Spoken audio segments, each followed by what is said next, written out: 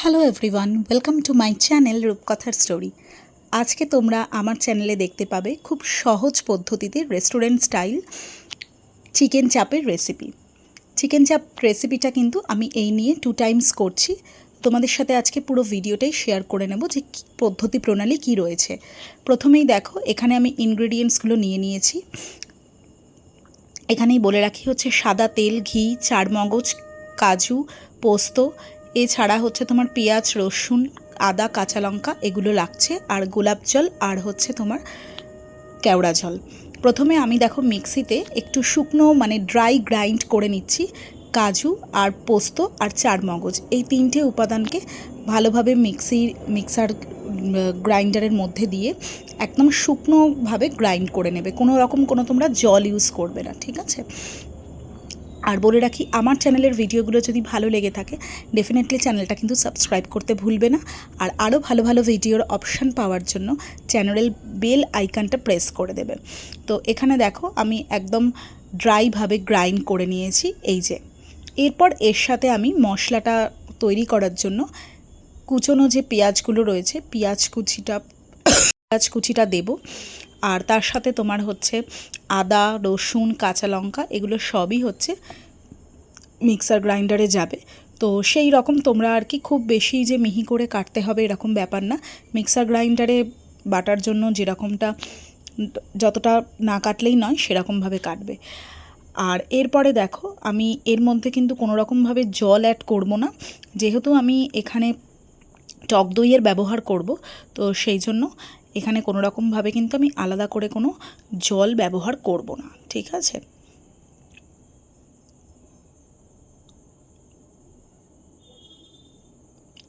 এই দেখো এখানে আমি টক দই বেশ তোমার হচ্ছে মোটামুটি বলতে পারো একটা বড় বাটির বেশ মানে ধরো কি ডাল নেওয়ার যে বাটি সেই বাটির 1 বাটি টক দই বা তার থেকে একটু কম পরিমাণ এই রকম টক দই আমি নিয়ে নিলাম। মানে আমার এই টক দইয়ের এটা যতদূর সম্ভব 250 গ্রামের প্যাকেট, তো ওটা পুরোটাই লেগে গেছে। এখানে আমি দেখো চিকেনটার জন্য এই ধরনের পিস নিয়েছিলাম, যেহেতু আমার বেশি সংখ্যক চিকেন মানে বেশি সংখ্যক মানুষের জন্য তৈরি করার ছিল, তাই জন্য আমি সবগুলো লেগ পিস নিতে পারিনি। তো তোমরা সবসময় চিকেন চাপের রেসিপি লেগ পিসটা মাস্ট, লেগ পিস রাখবেই। আমার লেগ পিস রাখা ছিল, তার সাথে কিছু হাড়ের মাংসও ছিল। এখানে দেখো খুব সুন্দর করে মিহি করে তোমরা পেস্টটা করে নেবে। দেন এই মিহি পেস্টটা পুরো চিকেনের মধ্যে ভালোভাবে আর কি মিক্সিতে জারে বাটার পর যেটা গায়ে লেগে থাকবে সেটাও খুব ভালো করে আর কি দিয়ে দেবে চিকেনের মধ্যে, কারণ এটাই কিন্তু অ্যাকচুয়ালি গ্রেভি হবে। এবার দেখো আমি একে একে এখানে কাশ্মীরি লাল লঙ্কা গুঁড়ো দিয়ে দিচ্ছি। তারপরে দিয়ে দিব হচ্ছে হলুদ গুঁড়োটার রঙের মতো করে দেবে, খুব বেশিও দেবে না, কারণ তাহলে একটা হলুদের গন্ধ ছেড়ে যায়। এরপরে কিন্তু আমি খুব বেশি মশলার প্রয়োগ করিনি, আমি বিরিয়ানি মশলা দিয়েছি পরিমাণ মতো, আর লাস্টে দিয়েছি হচ্ছে গরম মশলা গুঁড়ো।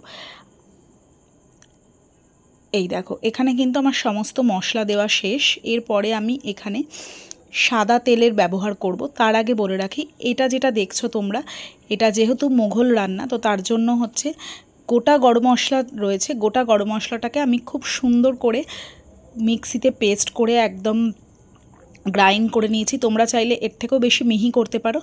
একটু এলাচের দানাটা মুখে পড়লে আমার ভালো লাগে যেহেতু, আর তার সাথে গোলমরিচও গুঁড়ো করে নিয়েছিলাম একসাথে। এবার এখানে দেখো আগে ভালো করে মশলাগুলো দিয়ে চিকেনটাকে খুব ভালো করে হচ্ছে ম্যারিনেট করতে হবে। এই চিকেন চাপের রেসিপির অন্যতম মানে টেস্ট ভালো হওয়ার ট্রিক্স তোমাদেরকে বলে রাখছি। এই ম্যারিনেশনটা তোমরা যদি ওভারনাইট করতে পারো তাহলে তো সব থেকে ভালো হয়, আর যদি ওভারনাইট না করতে পারো তাহলে 5 থেকে 6 ঘন্টা ম্যারিনেশন করে বাদবাকি কাজ করবে। তারপরে 5 to 6 আওয়ার্স পরে তারপরে এটা ফ্রিজ থেকে বার করে রান্না করবে। চিকেন চাপ কিন্তু একটা অদ্ভুত সুন্দর রেসিপি, যেটা আমার সবসময় মনের নজর কেড়েছে বলতে পারো। বিকজ এটা তৈরি করার জন্য কিন্তু কোনো রকম খুব বেশি কিছু খাটনির প্রয়োজন হয় না, খুব সহজ পদ্ধতিতে, অথচ রেস্টুরেন্ট স্টাইলে তৈরি করা যায়। এখানে দেখো আমি সাদা তেল ইউজ করেছি, দিয়ে আমি এটাকে ঢাকনিটা বন্ধ করে ফ্রিজের মধ্যে রেখে দেব। তোমরা চাইলে এটা ওই র্যাপিং পেপার দিয়েও ভালো করে একদম এয়ারটাইট করে বন্ধ করে তারপরে কিন্তু ফ্রিজে রাখতে পারো। আমি এখানে এয়ারটাইট করিনি, আমি এখানে তোমার হচ্ছে পুরোপুরি বন্ধ করে রেখেছিলাম। এরপরে দেখো কড়ার মধ্যে আমি বেশ খানিকটা ঘি, মানে আমি এখানে মোটামুটি বলতে পারো এই চামচের 5 থেকে 6 চামচ ঘি আর কি দিয়ে দিয়েছি এবং তার সাথে সাদা তেলও অ্যাড করে নিয়েছি। এবার তেলটা ভালো করে গরম হতে দেব একটু বেশি সংখ্যক সময় ধরে। তেলটা দেখো এখানে দেখলেই তোমরা বুঝতে পারবে আমার এই তেলটা গরম হয়ে গেছে। এবার ওই গ্রেভি থেকে তোলা চিকেনগুলো ভালো করে কড়ার মধ্যে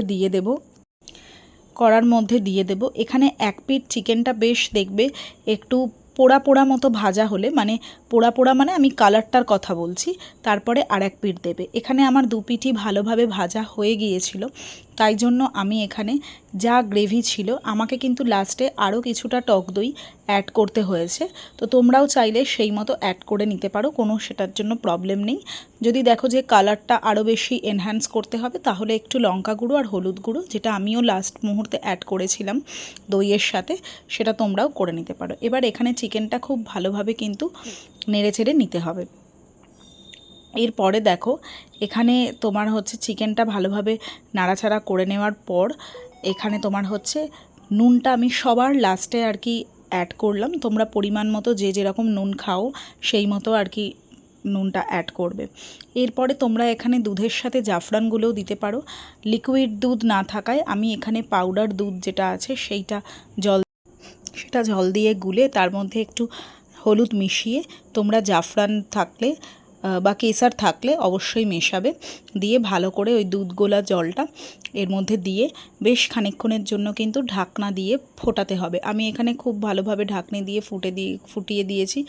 এবার এখানে এটার যে মেন ইনগ্রেডিয়েন্টস কেওড়া জল আর হচ্ছে গোলাপ জল, এই দুটোরই ব্যবহার করতে হবে। আমি এখানে 2 চামচ করে দিয়েছি, তোমরা যে যেরকম স্মেল পছন্দ করো সেই রকম দেবে। যেহেতু এটা মোঘল রান্না, তো তার জন্য এই স্মেলটা কিন্তু একটু দিলে তবে সেই মোঘল রান্নার আর কি এসেন্সটা পাওয়া যাবে। এখানে কিন্তু দেখো আমার চিকেন চাপের রেসিপি কমপ্লিট, বাট আমি এখানে আগে চিকেন চাপের থেকে চিকেনগুলোকে ভালো করে তুলে নিয়েছি পাত্রের মধ্যে। এরপরে পুরো গ্রেভিটা আমি খুব ভালোভাবে চিকেনের মধ্যে ভালোভাবে আর কি ঢেলে নিচ্ছি। এখানে দেখো তোমরা পুরোপুরি কিন্তু কমপ্লিট। এটা কিন্তু এই রেসিপিটা যদি তোমরা করো, যারা এখনও আর কি রেসিপিটা করোনি তারা কিন্তু করতে পারো, কারণ এটা খুব কম সময়ের মধ্যে রেসিপিটা হয়ে যাবে। তো আমার ভিডিও কেমন লাগলো অবশ্যই জানিও কমেন্ট সেকশনে, আর আরও ভালো ভালো ভিডিও দেখার জন্য আমার চ্যানেলটাকে সাবস্ক্রাইব করো। চলো টাটা।